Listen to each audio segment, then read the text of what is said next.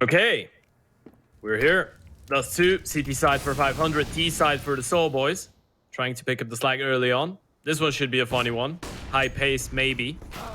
As Danny's gonna find out, he's been taken down already. Materials with another one onto Rainwaker, and it's Nicky to fight back with one finally. There is only one 500 player towards that A-bomb side. Nicky, though, manages to make it look like there's three.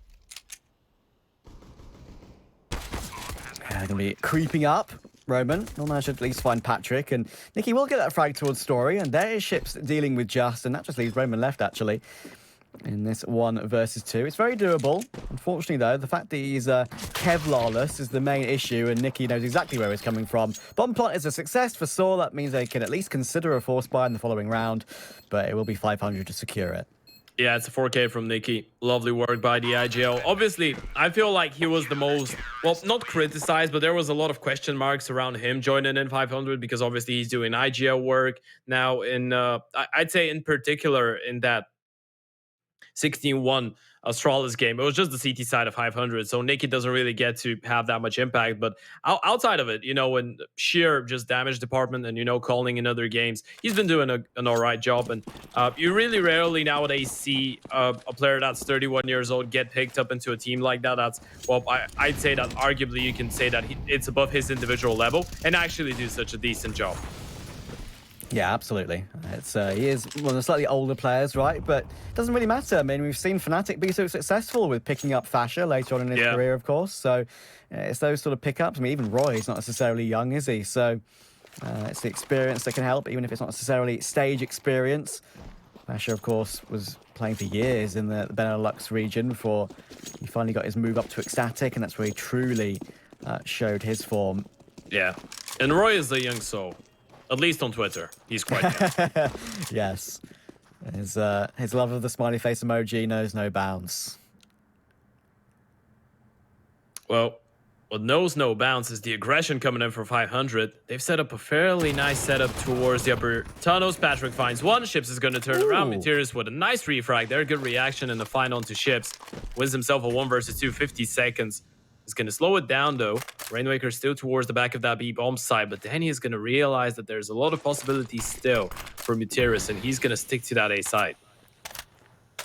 Yeah, 1v2 from Muteris. We've seen him win plenty of these clutches in the past, but DUST2 will make it look very comfortable in the end as he runs straight into his crosshairs. 2-0 start for 500. That's the force buy removed, and that will put Saw back down to pistols once again. Am I right in saying that Patrick and Nicky came from the Fate roster? That's off the dome. Is that correct? Well, yeah, they did play in a team called Need Doctor after that with Duplicate and Blocker and a Bulgarian helper named MK. Yeah, but that Need Doctor lineup wasn't really, it was just a mix. It wasn't really an organization. Well, it was a legitimate team. They just didn't have an org. So yeah, the last organization that they played under was actually Fate. And, you know, they played with some pretty talented people on there. They had Harn at some point. They were actually the people to, you know, kind of introduce Harn into professional CS alongside Mar as well. Of course, yeah, that's a bit of a history there for the Bulgarian scene, of course. I mean, I remember back in, we're talking over a year ago now, I think, actually, in the IM Fall event, of course, where Fate had that one game, had that one chance against Copenhagen Flames to make a major, make stickers, and unfortunately, ever since that loss, it turned out to be one of the biggest losses of their careers, because that would have changed their careers if they'd have won that. It was a close 2-map series. I think one of them definitely went to OT. I'm not sure if it was both. I can't remember off the top of my head, but yeah, it was the Inferno that went into Inferno. overtime. That's the one. Yeah, that was a wild game. And early on in my casting career, that was for a major on the line. That was a pretty wild one. Obviously, I'd been casting for like a year before that, but you know, it was one of my biggest gigs, IM Fall. So it's a good memory. And this game is so far in this tournament, it's proving to be a good memory for 500. First buy round coming in, though. Need to keep it up. Oh, 2 boosts on both sides. Danny does manage to get the better out of Story. Nice opening kill there. Nick is going to get down over towards long. Needs to fall back into safety. Has a lot of support there, though. 500. They're posted quite nicely if Soul really intend to go through that smoke and go for a fight there. They might wait it out, but walking straight into the open hands of 500. Rainwaker's going to move away, but there still is that AWP posted on Diango. Yeah, good frag from DUST2. Nicky will get his one frag as well. They'll able to jump back into pit as well. He gives it a try, but Roman catches him before he falls away. And DNSLAV is still here on the corner of car, of course, so in a 4v2, you'd expect them to close out this round now. With Rainmaker, of course, to help from the corner too, makes it almost impossible, really, for Roman and Mutuous to get any ground here. They will swing into the angle, and first kill will come through. That's all down to Roman, and he'll swing straight into DNSLAV, and that is round said and done. It makes you wonder what the motivation is, for these two teams. It's a situation of this is basically studio LAN practice, as there's no way they can make it to the playoffs for 500. Just want to keep the momentum up. They want to keep themselves looking strong, because obviously they know who they're playing next. They're playing big next. And honestly, that's genuinely, I feel like, for me, don't know what you feel like, Ted, on this one, as you obviously, you love your Bulgarian boys, but that's genuinely winnable, I feel like, that game. Oh, yeah, absolutely. It is winnable. And even if you go back in history, there was that one tournament. I'm not sure which it was. I'm not sure if it was an Elisa tournament or a Pinnacle playoffs. It was one of the two. Back in the days, I think a year ago, where actually Skate at the time did manage to take down Big in a BO3 series, right? So they've had a couple of victories like that in BO3s. They did manage to take down Vitality earlier this year as well. They had a couple of wins against Spirit. So, whenever they're actually in the role of the underdogs, they feel quite comfortable, which, you can make a point about a lot of teams being like that. Movistar had their moments, Copenhagen Flames as well. Even Bad News Eagles, at the majors have been proving to be quite efficient when, they're written off. So, I'd say this is doable. And at this point, it's just about the vibes, keeping the atmosphere nice. Well, don't forget, that Skade roster beat Vitality after they got invited to all those Pinnacle Cups, didn't they? Yeah. So, they have the quality. It might only be a flash in the pan sometimes, but it's certainly there. Rushing toward the B-bomb site with the pistols is coming in right now. Patrick is going to be here to defend. He gets himself a frag, but no more than that. And he's done his job, because there's other peaks to come in from DNSLAV and from Ships. Just Roman and Mutuous left. Mutuous has actually picked up that M4, but he's obviously in a rough situation. There is a flashbang on Roman. If they can get him through the window and maybe go for a peek, that could work out. But Rainmaker just strafes around the angle before he gets peeked. And even though Roman has exited the B tunnels, I think he might want to go for a play. He pushed down Rainmaker, but he's playing long ranges now and realizes that they could actually push him down. So this is actually very smart positioning from Rainmaker. Yeah, he just got to stay alive there. His teammates have the bomb. They have a 3-man setup towards the B tunnels, and that's kind of unfortunate there for Sol, right? They make their way onto the bomb side, they forgot the bomb, and are they thinking about a save here? Oh no, they're gonna boost up short. Okay, that's a good idea. Boost up the rifle. He's gonna have a nice fight taken on against Rainmaker. If he gets that kill, they can actually try and make something out of it. It's possible. You never know in these sort of situations. And there you go, Mutuous does find Nikki, so that's good damage. And we know that Rainmaker is now tagged as well. The question is, do they want to pressure them? And I would say that probably the best idea not to. DNSLAV has found Roman in the meantime. And that's the bomb now, obviously, still in the CT's control. And Mutuous will find Rainmaker. There's an OHP player clock gone. So he can now chase him down. Problem is, of course, there's only 13 seconds to go. So he has to take the straight-up duels. And he'll walk straight into DNSLAV's scope. And 500 will keep the clean sheet. Yeah, Danny on an 8-1 start. He had a 25-11 earlier on against Bad News Eagles on this very map. So, apparently he's feeling it right. And to be fair, even though, Skade with their previous lineup with, Bobo and Dreamer, they were going through a little bit of a tough period for the past couple months, weren't they? But Danny was the only one that was actually breaking through the mold in a way, alongside Chips sometimes. But Danny was the main character in a lot of those games. And it's nice to see him perform once, everything's been settled down. It feels like they're playing with a lot of mood now. It feels like they're just feeling a lot better in the server. Yeah, DNSLAV's feeling better when he goes to a pixel like that. That is beautifully played. That's the way to do it if you're going to push B tunnels. Don't go alone, go with your mate, and he'll get that entry. At the back of that, Mutuous obviously realizes that there's going to be more presence in B tunnels than mid, and he tries to take advantage of that. That's just years of experience coming in there for Mutuous, knowing that they're occupied elsewhere. He does get himself a kill, but obviously down to 15 HP off the back of it. They're going to be going up toward the A bomb site in response to that. Bomb's going to be attempted to be planted while on the ramp. Rainmaker now can't really swing past that. U-Jerks can get it down.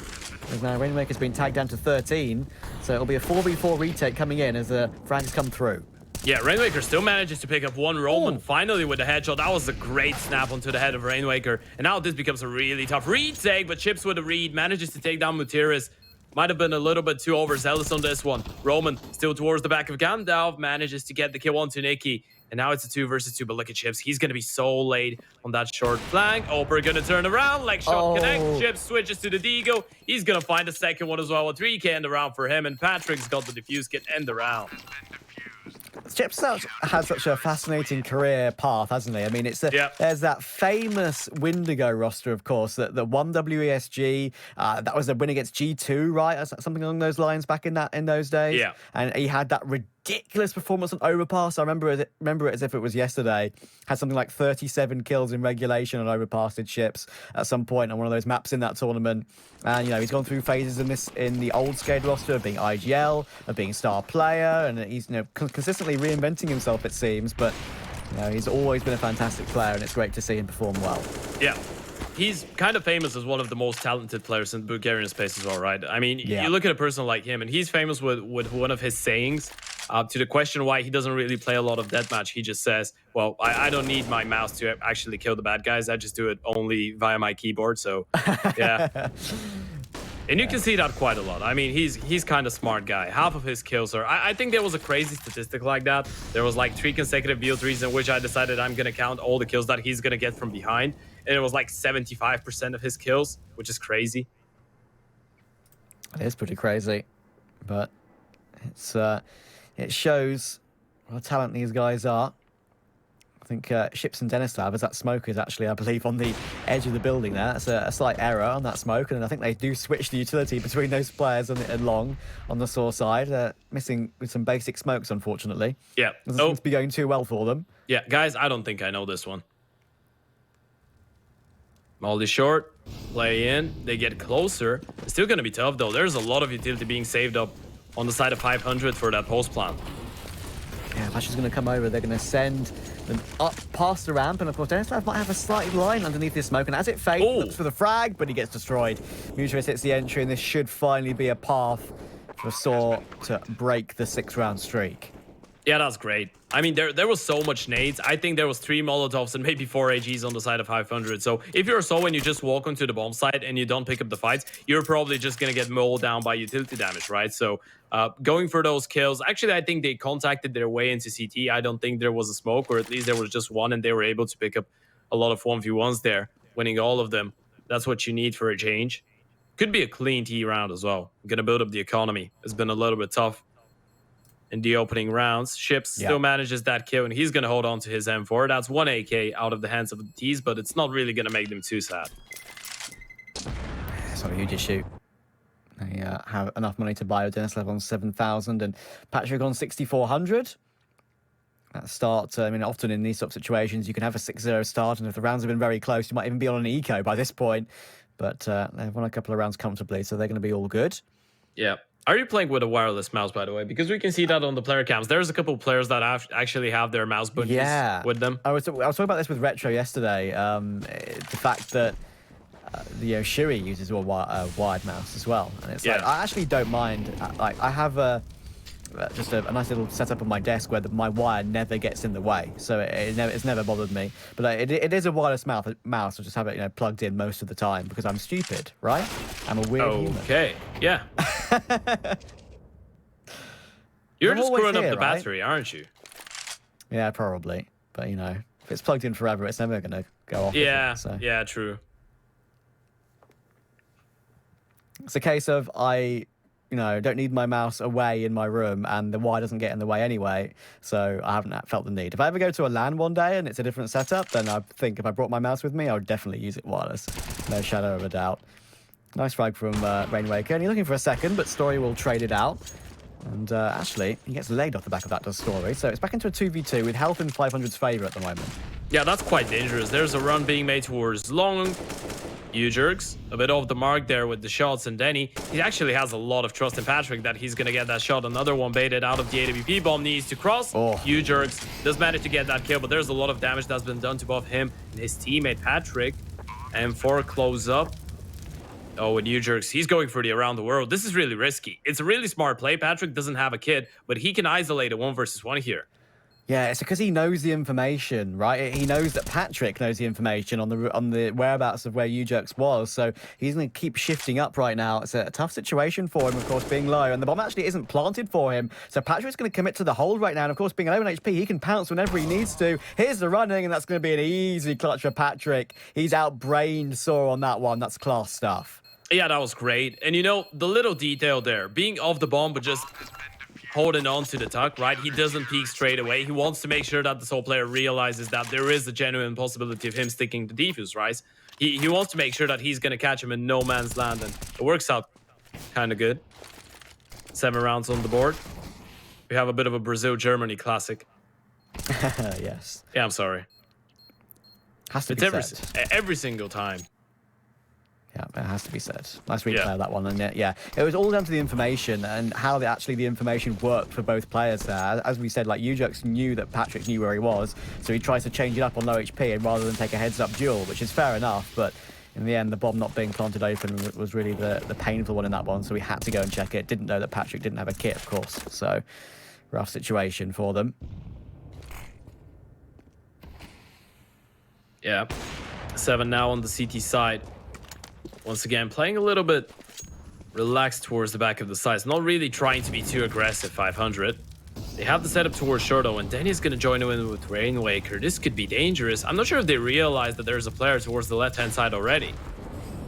That'll be an interesting one. How are they going to figure that out? That's the question. I think only if one of the players dies to it. Roman, of course, tagged down low off the back of that, and Ujerks is only 25 HP as well. Just right now. In lower dark as well, just holding the angle, looking for any beat site aggression. Denny on the site, counter utility coming in. They're going to be pushing past the smoke. I might even be dropping down in towards CT, and there we go. Rainwaker takes Roman on that jump, and now the other players will be working their way up elbow. Rainwaker on the headshot angle, very tough angle to get multiple kills from, but if you make it clean, it can look great. Story takes him out though, but it might not even matter. Then he gets himself another couple of kills. That's 3 for him in this round. Looking very clean, just from his lower dark position. Gets taken out by Patrick, and that is 8-1. Yeah, multi-kill potential on the AWP of Danny on DUST2 is absolutely insane, right? That's going to be something to actually look forward to. I'm kind of sad by the fact that, you know, Searson's not playing the event, because it would have been a hell exciting fight between Danny and Searson, especially on the DUST2. Yeah, I think that's one other reason why I think it gives 500 a great chance against Big. I mean, we've seen Big play relatively well. I had the opportunity to do 4 of their BO1s yesterday, and yeah, they've been looking pretty solid. Obviously, you know, when you have Tabson and Godby, you expect to be solid still. That street smarts of those two guys. And yeah, what would you say about 500 versus Big in that veto? You say almost guaranteed DUST2 will be played, right? Because that's a great map for both of these guys. Well, it's not like Faven hasn't been doing a good job. You know, Kito's had his moments with the AWP as well, but it's just the supremacy of being a main oper. Indeed. Dennis Ladd will take the story out and just actually taps down Nicky on long. This is a chance for them to break their way in here, and there we go. Rainmaker on that tough angle I mentioned, can't get anything done. So Ujerks takes that one, but again, we're back into a 2v2, and the bomb's still in mid right now. Thankfully for Saw, health advantage is significant, but Ships is going for an around-the-world play. Yeah, Patrick's going to get dropped in the meantime, but it's still a 1 versus 2 in Ships. He's got himself into a lovely position. I'm not sure if they're actually going to hear that. They have no idea. He's being really loud about it. He doesn't really realize that they haven't moved the muscle when Ujerks is going to hear him turn around and get the kill. Ships doesn't really believe that they won't really move once they get that initial kill, but the truth is they had no idea where he was. So they wanted to be as cautious as possible, and now that's actually put a bit of a setback to the economy of 500. There might be a way back for Soul into this map. Yeah, genuinely. They're going to be basically on a full eco in this round. I wouldn't be surprised if Denny actually grabs a pistol, but other than that, probably will leave it as it is. And yeah, if Ships started shifting maybe about 5 seconds before, I reckon he might have had a kill for free, but we'll never know. I have to say, being on the Go TV, of course, as we are when we cast these games, as a pistol rush comes in toward long, which should be eaten up pretty quickly. Just quickly double check that to make sure everything's okay, and yes it is. Well done, Roman. Nicky has a very interesting... I was actually about to ask you about that, and I decided to wait to see if you were going to mention that. You know, he's really famous with that. Do you know what is his keybind on the scope on the AWP? I believe it's the scope. Is it something to like make it the wider AWP scope or it was weird like that? I think it was plus forward actually on his space or something like that. Right. Or mouse one. Yeah, he was either, you know, shooting, scoping, or walking forward with space. Right. Those three. I'm not entirely sure which one it was. It's not as mad as Fasha's, of course, though, famously. But I don't know his. His are famously like Quake controls. Like he'll move forward with right click and something ridiculous like that. Oh yeah. Double check the video. There's a video about it on YouTube. I actually think I've heard that. I've heard that before. But there's actually a fair amount of people that have played Quake that play CS like that, right? Oh, absolutely. I mean, yeah, DDK, our obviously old caster friend, is famously was a big Quake player. And a couple of other players, of course, in the pro scene do like a bit of Quake. 4v4 in round 12. And yeah, that Nicky cross there is being put to good use right now. The big purple dot in a square. Obviously, you can't see that, but we can. Unfortunately, you'll have to take our word for it. Back into a 4v3, make that a 3v3. Mutris is winning his duels right now, but Nicky will get his second flag of the round. He's going to be looking to be traded right now as they push him down. And Ships has a very fast flank. Will he shift this time? He does, but Justice heard it. Justice heard it, and he knows exactly what's going on. He looks for Patrick as well, but he gets taken out. And it's back into a 1 versus 1. Story has the bomb, and he can get this plant down. Yeah, but look at Rainmaker. He's already repositioned. He knows what's going on. He's going to be so quick on... Or, actually, pardon, that's Patrick. Finds the refrag, and now he's going to get into a really good angle. Oh, he didn't see him. And he thinks it's clear. He assumes it. He thinks that he's either coming short or long. Now he's seen him. Hello, Patrick. On the other side, goes for the jump spot, sees the Oper. One bullet is all that he has, and it's going to be a miss one. Patrick surely has this one in the bag. There it is, Story. That was really, really shaky there. Yeah, that was rough with timings and rough with just positioning as well.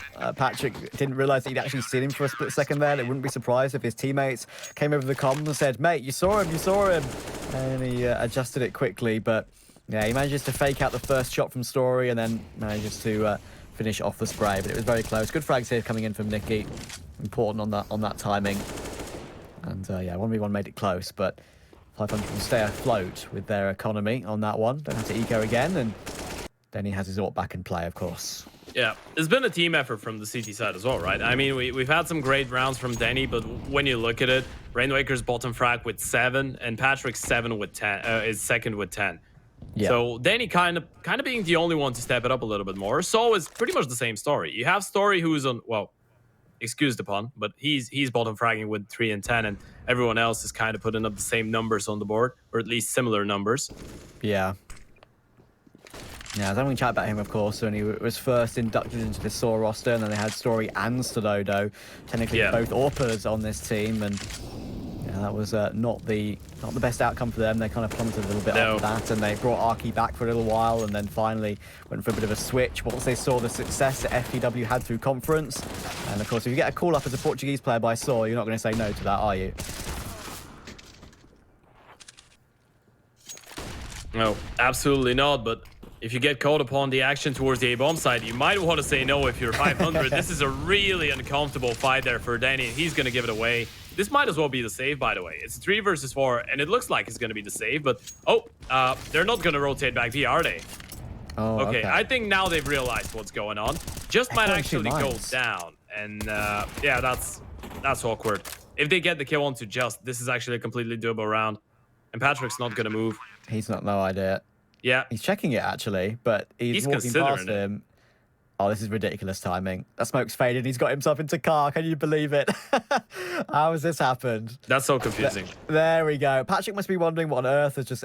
Okay, that smoke has just got me completely owned. Unfortunate. Ships will trade it, but of course they're looking to save. They're miles away from the site. New Jokes and Mutris have this one sorted. Yeah, he was mind blown there. He's like, man, he's out of car. How did that happen?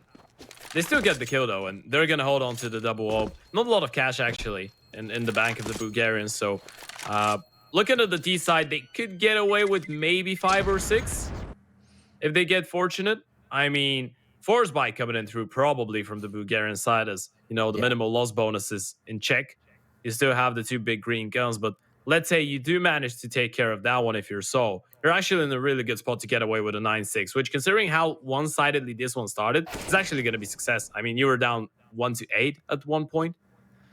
Yeah, absolutely.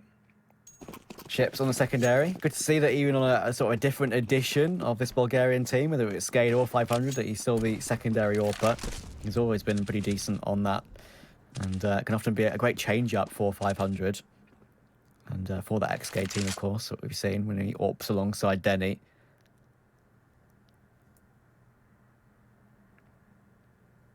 Yeah, for sure. Especially if it comes to an Inferno. We know that he loves it. Same as the Mag 7 towards the Mag 7, yeah. I was about to say, we both know that one all too well.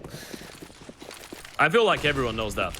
Every single player that's played against him on that map knows that. I've seen people, whether as soon as they've played against him, they've been double nading half wall a couple of times. Like, they know what he's like. Ships will go grab one over the top of the smoke, and Roman will go down off the back of that. But so I'm working their way up the ramp right now. Look how many players are here for 500. Yeah, it's a bit of a stack going on, and they seem to have an idea that just as Lurg is a possibility, but he's going to make his way towards CT spawn. Patrick, does he turn around and spot him out? Yes, he does. Gets the headshot. Ships with the kill onto you. Jerk Ships with another on the AWP.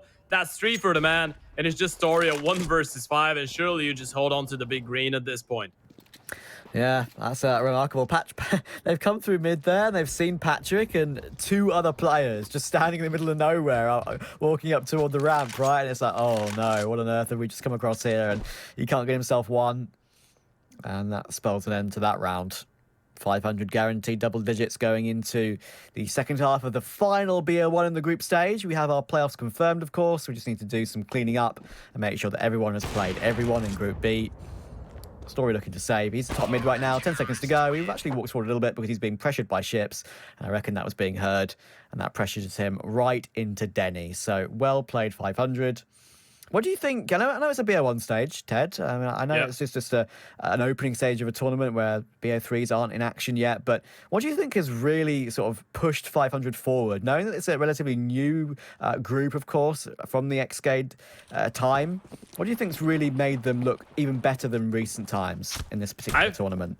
I feel like they just feel a lot more motivation playing in the server right now. I think the new lineup, you know how sometimes changing things up, for example, like from the most little thing that seems kind of unlogical, like changing your sensor view model or stuff like that, you just feel a lot better in game. I feel like it's pretty much the same that's happened with them. You know, on paper, Bobo and Dreamer should be a better duo than Nicky and Patrick, right? Exactly. But sometimes you just change things up.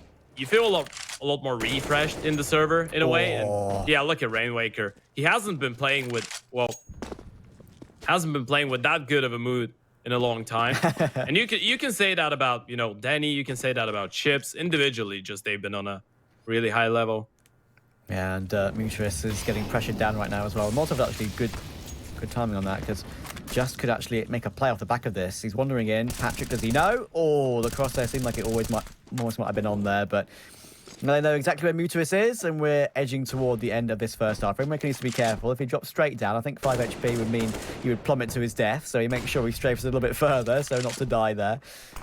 But yeah, even though Mutuus has got the bomb, it doesn't matter. Patrick takes the kill, and that's an 11-4 half for 5. You gotta feel like a pistol round victory here would set them up in a quite nice way to pick up the victory in the game in the end. And as for Saul, well, you lose this one, you're pretty much out of the contest, unless you're actually capable of mounting up a crazy comeback later on. Could be on the cards as well. I mean, at this point, you don't really have any pressure. You know you're not going to lose anything. So might as well throw yourselves at it. Yeah, play with some freedom. It's always nice knowing that you're the underdog team that a lot of you really kind of discounted. And you're one of the teams that made it through to the playoffs. It's a great performance. Put these guys on the map for sure. Denny running through mid will get deleted, unfortunately, by Roman. And Patrick, even though he takes you jerks, it's still a tough 2v4. He's going to show himself toward long. That will mean Mutuus has some fighting to do. Just storming up mid. Don't think he would have seen or heard Nicky running back through T-spawn. So, still an unknown here for Saw. Yeah, I don't think they realize it, but the T's could actually get away with a bomb plant. Patrick is probably going to get taken down, but Nicky now should have an idea that this B bomb site is completely free, and all of them are going to get really surprised as soon as they just hear the bomb has been planted sound in just a couple seconds. Yeah, the plant's important for 500, of course. It gets them that bonus money, which means they could very well go for a force buy in the second round. Let's see what Nicky can do with this one. He's getting converged from every single angle, unfortunately. And as soon as this fight happens, we'll get peeked from doors. There we go. It's messy, but it doesn't matter. The body shots are enough. And Saw win the must-win pistol. Not necessarily must-win in terms of the group, as it's all said and done. But if they want to at least have some pride and win another BO1, then that is what they needed to do. And to be fair to them, they took Fnatic really close, didn't they? That was a 22-20, if I'm not mistaken. So, if that would have gone a different way, we could have been looking at a different result. And maybe this game would have been for 500 to top the group and go straight to the semis. Who knows? But that's an alternate universe, Ted. Yeah. 500 probably were cheering for Saul to pick up that previous game, but yeah, in the end of the day, it is what it is. You got to play through all the games in the playoffs, and Danny will have to, play through this one as he's going to get annihilated early on. Patrick, though, does manage to find a return, and Patrick's doubled up towards long. Good stuff. Really good, of course. That's the force by coming into the equation. They've got utility as well. Good tag from Story on the scout. He'll fall back off of that back toward elevator. Maybe boost up one of his M4 friends up to the site. Actually, he'll be the one to go up there. Probably better for the sniper rifle to be in that position than the M4, to be fair. 3v3, Story and Roman. Both identical points of health. 61. Maybe it's their favourite number.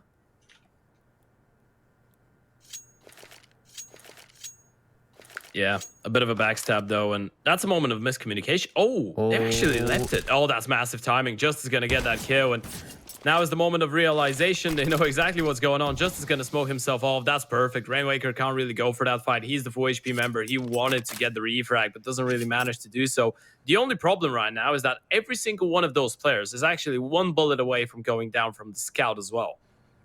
That's a good point. Very equal health between the three of them, but Rainmaker, he's having himself a round. Okay, that's fantastic stuff. Just finally denies the bomb, and now 28 seconds. Problem is, of course, he's very low after pushing through that Molotov. Ships on the scout only. Does he go to the Deagle instead? Does he know how low Just is? A right-click smoke on the edge of the bomb site. He's now looking for it with the Deagle. Needs just that one bullet, but Just takes it, and that's a fantastic recovery from him, and it keeps Saw in the game. Yeah, that was great. It was a really good reposition from the Soul player as well, right? You could tell that Rainmaker was just trying to set up ships for success with that scout with the open plan. Wasn't quite ready for the peak towards long. It was just a great round from Just. First of all, getting the kill on the backstab, making his way back towards short. 6 rounds on the board for Soul. Eco coming in for the Bulgarian side. Potentially 7 here. We might be on to something. Most likely. Yeah. Excuse my ignorance, Ted, but is 500 an org, or is it just a team? Yeah, it is. It's actually an org. Okay. Yeah, it is an organization. Good to know. Yeah. I don't think they've had a CSGO team previously. I think this is their first esports team. Okay. But yeah. Fair play. Hopefully they all treat their players as they should. First foray, as they say, into this field. Well, they've been really happy so far. Absolutely. In the first tournament that they did play, they did actually manage to pick up a victory, right? Picking up their first 3 wins, taking down Trick, Nemiga, and Enterprise, I believe, Good in the wins, BO5 final. Yeah. The tournament, I believe, was called Epic GOCL, something like that, Season 1. And yeah, it was kind of impressive. And now they've turned up to their first LAN as well. Secured playoffs at least. And it's a tier LAN as well, yeah. Yeah, it's a high tier LAN. That's the thing. It's not like it's that kind of a, lower tier 2. Yeah, this is like tier 1.5, right? At least. Yeah, exactly. You have a couple tier 1 teams, you have a couple tier 1.5, you have a couple tier 2, and you've been doing a great job at, fighting against all of them pretty much. Exactly. Just will take a significant chunk there in trying to take B-Tunnel's control. Chips charging in toward lower, going up against Mutuist, and will take him down. But again, damage is significant. Down to 15. Rainmaker on 75 as well, which means he's susceptible. But Denny taking Roman could secure this one. MP9 and a scout left, and Ujerks is shoulder spotting elbow and seeing 2 players charging up his way.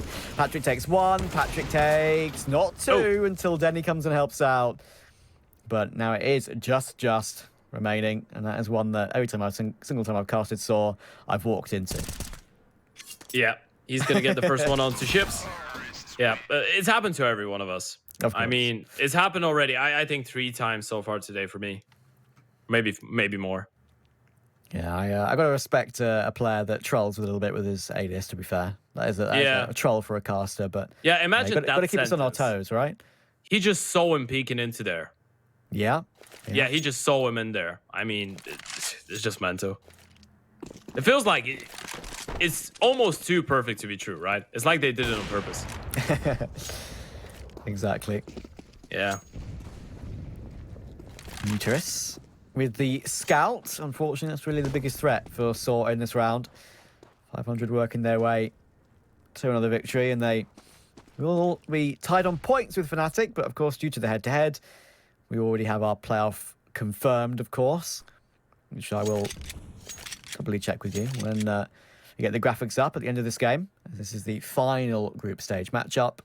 Group A completed yesterday. Group B coming to completion right now. Yeah.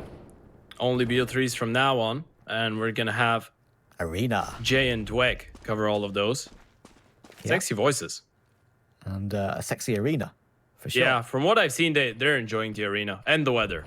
Yeah, we've seen some pictures from Heku and Banks and everything, and getting wrapped up warm. All the scarves are on. They've gone from a balmy Rio de Janeiro to chilly Finland, and that is a bit of a wild one. That's one of the reasons I sort of gave, to maybe why Big could struggle in their opening matches, right? Because both they and Sprout have come from Rio straight to Finland. They're going to have to be feeling some jet lag, surely, even though I've had like a couple of days break. Yeah. But a couple of days isn't enough to shake it off sometimes. And guess what? They show up and do great. So they're just built different, apparently. I'm really bamboozled by another thing, though. The fact that Devilwalk actually traveling from Sweden to Finland brought in his swimming shorts. That's a fact. He did share that. Yes. I'm looking forward to seeing where he uses those. I mean, if he goes, there's people, that like to swim in, take cold baths, swim in the ocean and stuff like that during winter. If he goes for something like that, fair enough. Yeah, it's Devilwalk is also built different for sure. Finns and Nordic countries, they're just their countrymen. The Norsemen are just absolutely insane. I feel the cold. I feel the cold a bit more now than I used to, but I am still usually pretty warm, so I have to take that. You can start getting cold showers. That helps. Yeah, there you go. Well, it's been a massive cold shower so far here for So on DUST2. You are not wrong. Yeah, 500 have been able to put them in a really tough spot on the ropes now, and losing this round is going to put them into an even more uncomfortable position, being down not only 14-7, but being low on cash as well. Short execute coming in. 500 just lining things up. Rainmaker towards top middle going to be responsible for cutting off the rotations later on as they start closing out the gap. Yeah, Story's in position, and this is exactly where you need to show up. This is the most famous AWP angle in all of Counter-Strike, and I'm afraid that is a miss. Has to throw a flashbang to allow his fall back toward long, to wait for his teammates to come and help out, and they're playing for the full 5v5 retake on this one. But the problem with that is, Ted, they have one flash and no defuse kit.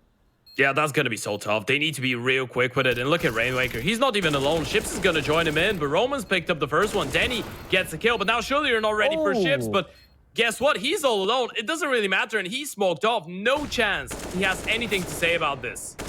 At least gets the first, but the AWP of Story finishes him off. And tell you what, Saw had to go about that one very quickly. It was the only way they were going to win the round, and they did exactly that. They didn't even need that flashbang in the end, if I'm not mistaken. So perfectly played. Just winning all the duels, making sure they stay as a pack to at least trade. And in the end, they didn't even necessarily need too many trades.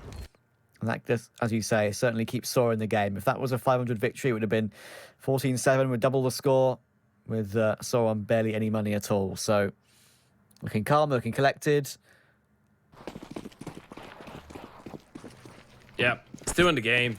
It was a really good approach as well. They realized that they couldn't really stop them as soon as the AWP fires the shot and misses. They're just more than happy to contain them on the bomb side. And this is a problem that a lot of teams actually face off. And I feel like that was the reason that Chips joined in Rainmaker towards the CT flank as well, right? It's so uncomfortable when you're just stuck towards the A bomb side and you have 5 CTs running at you.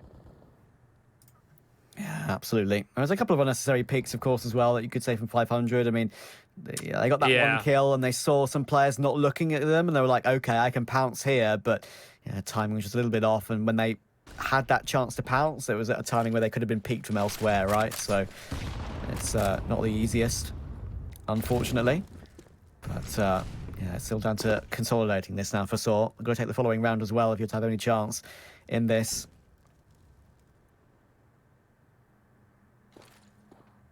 Yeah, that's a really slow round. Quite methodical.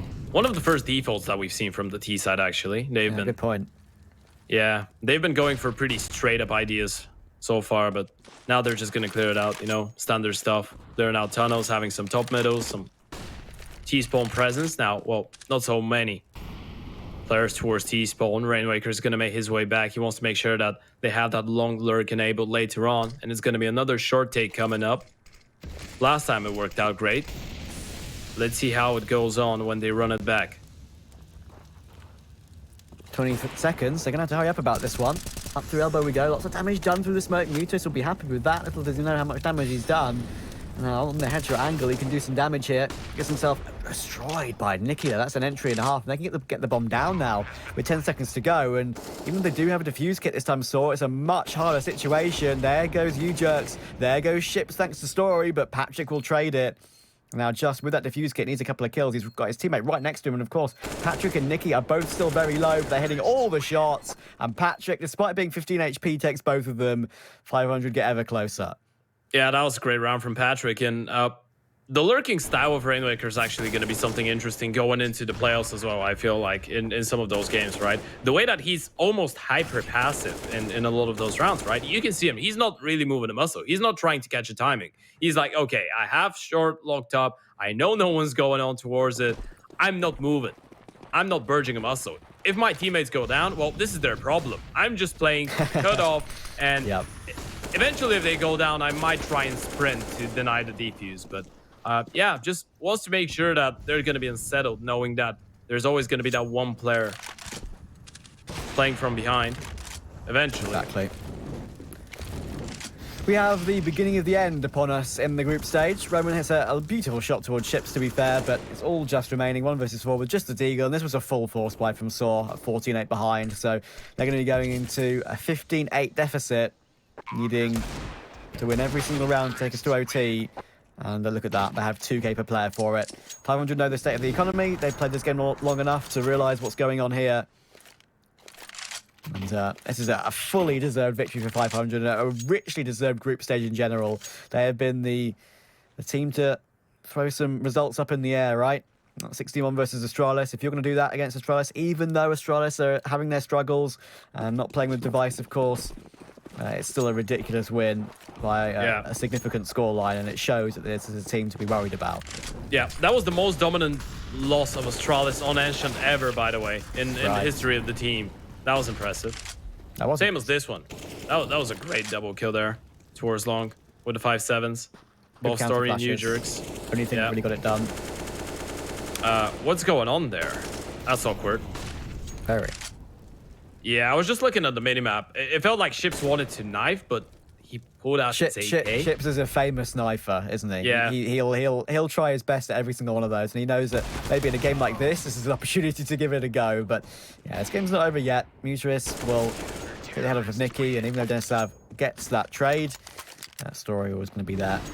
And that keeps the game alive. And yeah, I've seen Ships go for knives in crazy situations, ones that have actually cost them rounds, at important stages of the game as well, where they could have easily foregone in overtime. Yeah. But he's cheeky with it. If there's ever a game where you wanted to see Ships go for a knife, it's this one. That's for sure. Oh yeah, I like the fact that they go for a tactical timeout here, by the way, and they want to make sure that they don't give away more rounds. And it kind of shows that, even though you've pointed out that a couple of times we might have seen them maybe overstep the mark a little bit because of the confidence and how well the game has been going, and already making your way into the playoffs. But that shows that they realize that a dominant victory here is really important for them, for the mentality as well. They don't want to be taking this one lightly. Absolutely. I mean, some fantastic results in this one. Am I right in saying the only team they've lost to is Fnatic in this group stage? Pretty sure. Yeah. So yeah, it shows that they're on form. Looking forward into the BO3s. Obviously, BO1s, BO3s, it's a fairly different beast, to be fair. For teams like Big, for example, it's going to be a big boost. different setup in the arena too, so it's a completely different factor.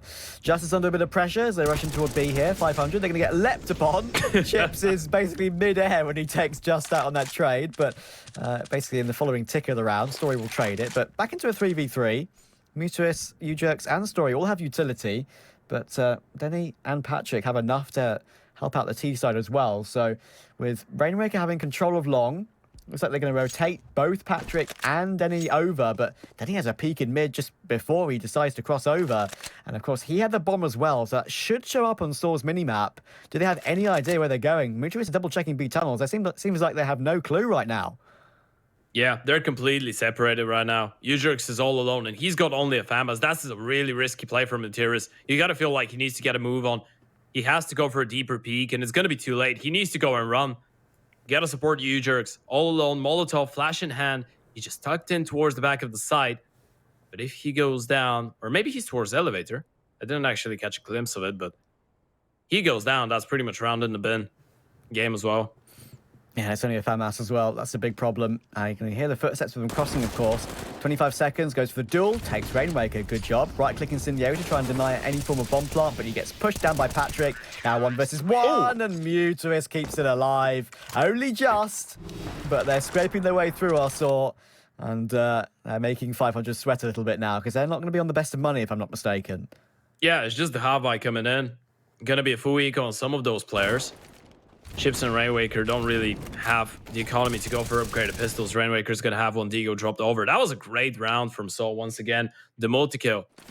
And they've been really good with, mid-round decisions, even though, we might have criticized Materials about being a little bit too slow on this one. He wanted to make sure that they're not just walking down towards the B-bomb site and towards tunnels. Wants to make sure that he gets the advantage if they are to go into his crosshair, and does manage to arrive towards A in time. Ujerks does his job, gets the first one on the board, and they get to live a little bit longer. How poetic would it be going into an overtime in your last game here in the group stage? Last in the tournament or so.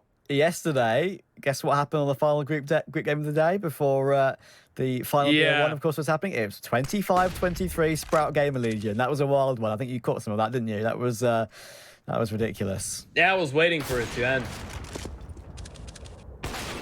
It was actually quite fun because... okay. That's a shot. Come on, Mutuis. No way, up. right? No way. Surely not. This is the way. Surely not. Nicky will get that frag, but thankfully Ujerks is here to sort it all out, and he very calmly taps away with the SMG. But bomb down, of course. They found out where Chips is, and look, look where they are. That shows you exactly what that situation was. Glock, of course, is all he has, and can't be too much more with that. And 500 will have to go again in their following buy round. That was so confusing there. Then he was just hiding in CT spawn. Yeah. It just felt like he just spawned there. Like he was AFK, spawned in the wrong spawn. Do you remember that old school clip of, I think it was a Shroud game. They were playing Cash. They were on the side, and there was this guy that just spawned in there. He just spawned literally behind him. I know exactly what you mean. Yeah. And he just spin bots, kills everybody. Oh, dear. What were you going to say before that play came in? Do you even remember now? Well, I don't know. I just miss Shroud, man. Fair enough. I love plays like that. I mean, I obviously I'm not a big fan of cheating, but it's a funny clip. It's the clips that are funny. Absolutely. Yeah. Is their reaction? You know what? One thing we can give away to NA players, their reactions are the best. Absolutely, yeah. I mean, there's a reason why those Brax videos and the Everyone Hates Stewie videos and Rank S clips are up there. If Shroud 1 digs me towards long, I'll disconnect. Exactly. There you go. That's a classic as well. Patrick working his way through mid. 4 versus 3. They are trying to get themselves into a B as well right now, and Just is in trouble. They both jump on the bricks at the same time, and Just gets that frag, and he even finds Rainmaker as well. Drops the bomb in the meantime, and even though it looked like there could be a chance for 500 to close it, once again, Saw shut the door. Okay, boys. Now there's starting to be some gaps, some holes in this boat, and Walter's getting inside. So you gotta get the buckets out and start digging. Otherwise, this ship might sink. And we actually might be going into overtime at this point. Wouldn't surprise me. It's been 3 in a row now. That was gonna be a 4th in a row here for So. That was a 15-8, 15-12 now. Just 3 away from OT. 500. They've slowed things down. Well, haven't really slowed things down. They've tried to speed it up quite a lot, but maybe underestimating the game a bit. That entry from Patrick there was the one that I thought would have made a difference, but yeah, that help out in the end was really important from Roman to make sure Just didn't get overwhelmed. And it was relatively amusing that both Just, I think it was Ships, jumped on the bricks at exactly the same time outside the B tunnels, but yeah, it's Just to win that out. Pistols again, utility to go alongside them. Tech line rush toward B, perhaps, a bit of a contact play. We've seen these work before, so there's still chances, even though they don't have the guns yet.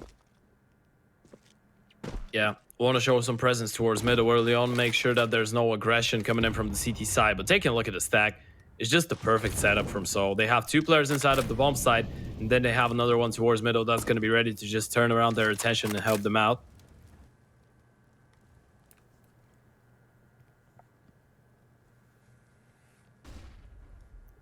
Just is very happy to stand in what could be considered no man's land outside the tunnel's exit. He'll see the lurk smoke come in and try and avoid that and play in the cubby instead. Probably the best place to be. 50 seconds to go. Nicky's out toward mid, and that could be a problem, but I think they're very much aware of it, and there we go. Story actually pulls out his pistol. That would be the correct choice, but he gets bonked, unfortunately, and Patrick is going to get a dink as well. Unfortunately, it's not the immediate kill, though, and even though Roman is 1 HP and Just is 8, they survive it. And they get themselves through to one more round. 500 back on the guns, another chance to close. Yeah, we've had that tradition at this point, just closing out the A-Stream games with an overtime, right? You mentioned yesterday, it was the same today with Astralis and Complexity. We might get it here at the B-Stream as well. I mean, we haven't had a lot of overtimes going in throughout the day, but the final games have been quite long. Absolutely. Yeah, I remember that Sprout Game Legion game for a long time. I had a couple of banger clips yesterday, I've got to say, in the Faven 1v4 with the AWP. Yeah. Had plenty of those. Tapped another couple of aces as well. Good one out toward long for Saw to win once again. Puts 500 back into a 3v5, and off the back of that, they're going to go straight back toward mid. They're going to be shifting into Roman's crosshair, but goodness me. They exchange dink for dink, but of course the AK wins that every day of the week. So 3v4. But low HP, of course, as I said on Rainwaker, and Just is lurking behind, and he's lurking behind everyone right now. Oh, it's a complete wipeout. U-Jerks gets 1. Mutuous' grenade finishes off the low HP. And now we've got round 30. Yeah. Well, they flopped it completely. I mean, you have one more buy, and it's not going to be perfect. You don't even get the bomb plant. Yeah. Money is looking great on Seoul. They've won so many rounds in a row. That was a 15-8. That's 6 consecutive round victories here for Seoul, looking to force overtime. And this is why they deserve all the respect in the world, right? This is a game that doesn't really make a difference. It doesn't really matter for them. If they lose it, if they win it, no difference whatsoever. They're out of the tournament, but they're still fighting. They want to make 500 work for it. Yeah, these are hugely experienced professionals. They won't just give up a game for no reason. It's a studio event. It's a good event as well. Like, you have to do it justice, and that's exactly what they're doing, despite the fact that they know they are eliminated. Mutuous has been around, of course, for donkey's years, as the saying goes. I think he played a bit of 1.6, if I'm not mistaken, back in the day. Yeah, I think he did. Pretty sure. A lot of those people in the server actually have played 1.6. Of course. Yeah, it's a long time ago now. There's an entirely new generation full of only CSGO players. Absolutely. Right. Let's have a look at this one, Ted. They're walking their way up long. Smokers are coming in. 45 seconds to go. Patrick is about to be flashed in, but he's blind already off the back of that. Crossing over, and he'll manage to cross safely. Obviously wary of there being someone on the site itself. To avoid that one, and Rainwaker gets his entry toward Mutuous. That's a big find, but the grenades come clattering in, and Story gets his. U-Jerks gets one more. Ships is fighting, though. He takes the head off of U-Jerks. Now the bomb can go down, but it's a 2v3. They're chasing everyone down. Ships has to step up, and he's doing just that. It's now back into a 2v2. Just and Story. He hears the jumping of Story toward Elevator. He knows exactly what's going on there. Just trying to tap away at the player on the site. That is Patrick, and there goes Ships. It now is all down to Patrick, and just hits the headshot. And guess what? Even though it's a game that doesn't have anything on the line, we're going to OT to finish off this group phase. Yeah, of course. So they wouldn't want it any other way. What a comeback from them. I mean, massive respect, right? You were down 15-8. You had to win 7 consecutive rounds just to force this game into OT. And that's a bit of a worrying sign, I'd say, for 500. Obviously, there's going to be, the factor that they've been playing for a long period of time. I think the first games actually started 13 and a half hours ago, There you which is go. quite a lot. Yeah, it's been a really long Even day. for these demons, right, that play FPL and stuff constantly, it's long days like this, especially after traveling to a new place, is absolutely exhausting. And this group stage is most certainly an absolute grind, but they still have a little bit of a chance to relax before the arena stage, World 500. But it's important for them to stay all well and good. Ships is on the AWP, and he had the spawn for it, and he'll drop it back to Denny, and he's done his job. Gets his pick toward Roman, and it would be the way it works, wouldn't it, Ted? If the team that's been struggling for the win, have been on 15 for a while, wins the first round of OT. That's how it usually goes. Yeah, it's always like that. That's kind of like an unwritten rule. If it go against it, that means that something's wrong with the game. Especially when it's a really long streak, right? When it was supposed to be such an easy game for you, you just flop it, and then you just start picking up rounds. First round of the overtime. Patrick's going to get that kill onto you, Jerks. Yeah, it's happening. It's in the oven. It's cooking. There's a law somewhere. Is that Tarek's law? There's some law that we've created that's not Zonic. Well, we can create this one. I mean, yeah, we can call it Tarek's law. Let's go. Oh, look at this. It's an absolute wipeout. Would you believe it? It's the classic Counter-Strike moment of, yes, we've struggled all this time to finally get over the line, and then they win the first round of OT. Why couldn't we have done that a round ago? Goodness gracious me. Come on, guys. Yeah, I guess that's what's going through the head of Patrick as well, right? Dropping the 30 bomb, finally going into overtime. He's like, come on. I just thought I'm going to have a little bit of a statistic boost after this game.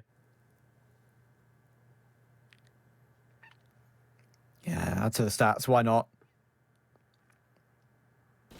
But yeah, I'm sure 500 will be wanting a bit of rest after today, as you say. Very long BA1 phase of how this scheduling is, of course. But they've all been there before.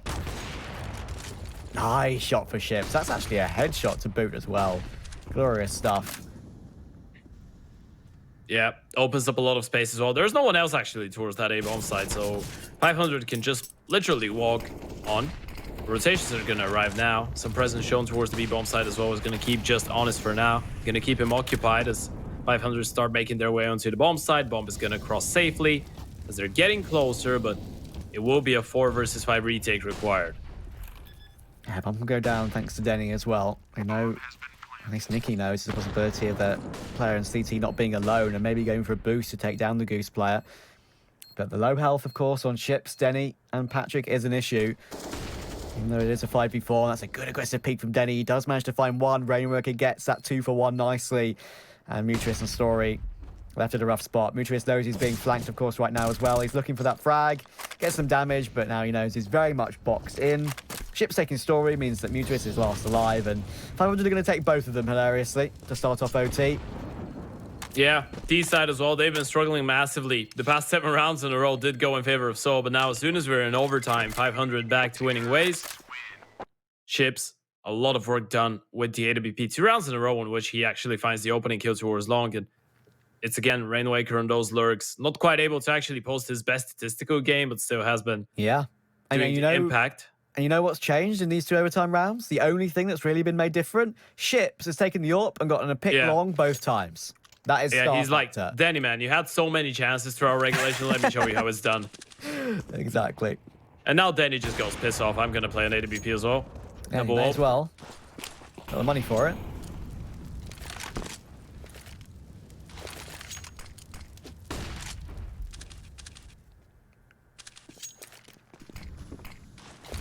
Well, there's 4 ops in the server right now. So, rocking the double op setup as well. Danny gonna try and lead the charge towards short. We haven't really had a fight so far, but we are getting closer. A bit of a peek maybe going on towards the B-bomb side right now, even though we don't see exactly what's going on. Ships is gonna get taken down by Just.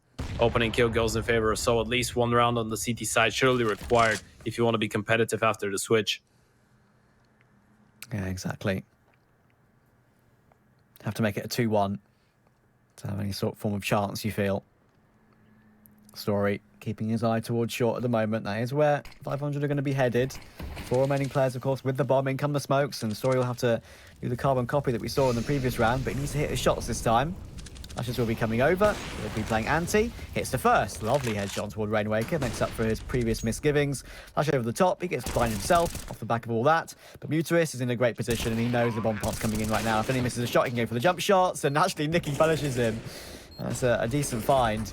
But Denny's in a very rough spot. Look at Denny. He's going wild right now with this one. He's in the middle of nowhere. There's one, but finally gets traded. That was the only way he had any chance, by just leaping in there. Fair play to him. But Saw will get their one they need. Yeah, I bet Mutiris was kind of confused there, by the way, that he actually went down. He's like, okay, last guy's on side. I have 3 teammates circling around him. And he just jumps in CT and gets the kill on me. Through a fading smoke, may I add. But yeah, that's a good first half here in the overtime for 500. After struggling massively on the offense and regulation, they were able to bring up 2 rounds. And now on the defensive side of things, we'll try and close it out once again. So actually 3 away. They need to pick up every single round here. Otherwise, we could be going into more overtimes. Wouldn't that be a classic? Oh, it definitely would be, mate. Oh, everyone's body blocking in CT spawn. Their spawns are now ruined for what they wanted to do. All good. Why you block me, men? Smash keyboard. Yeah. Faceit experience in a nutshell. Absolutely. You know all about that. I've seen you grinding away. I've had a little sneaky watch of you sometimes, grinding away on Faceit level 10. Yeah, if you call that grind. I call it donating tears. Yeah, fair play.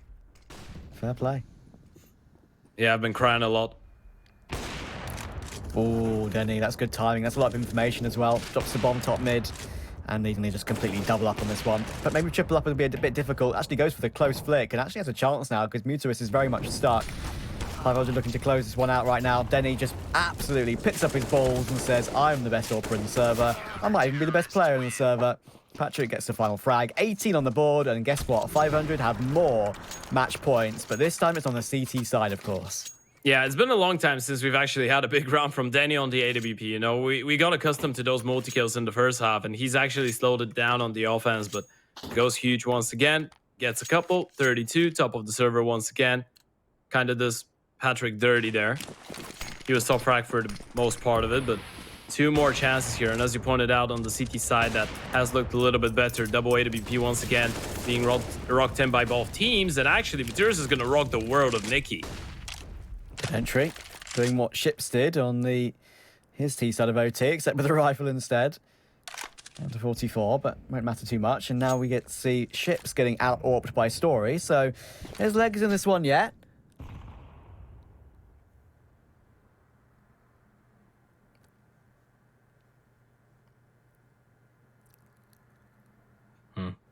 They've completely left that B-bomb side once again. They're just going to try and aggress towards middle, but Soul, they're actually not committing B. They're falling back. That's great for 500. Once again, we've had a really similar round during the first half, and again, Soul's just going to walk into them. I mean, that's exactly what 500 are hoping for. Well, they were hoping for it, but now that Patrick's dead, it pretty much doesn't matter. Mutuis has decided to get the old casting cliche out of lead by example. Denny again in the middle of nowhere, just stuck between a rock and a hard place, and gets taken down by the hard place. Roman gets that frag. It's a clean sweep, but they need to do it one more time to take us to a second OT. 500. Do they change anything up? Do they keep it normal? We'll have to find out. That's the way that Mutuis got his entry toward long. That frag on Nicky is very nice, and in the end, Ships had to take advantage of a bit of timing off the back of that. He just looked for information, but Story was already there holding the angle. But I gotta say, hard respect to Sora in this game. I mean, they could have easily just said, okay, well, we're out of the tournament. We just don't need to even really give this much of a thought anymore. We can just go home, get ourselves ready to depart, collect all our stuff, and guess what? They're still fighting away in OT in a game that is technically a dead rubber. Hard respect. But Denny is looking now to finally put an end to it. They're going to flash in toward long. Roman's on the angle, and Nicky gets both. That could put an end to this game. And it will.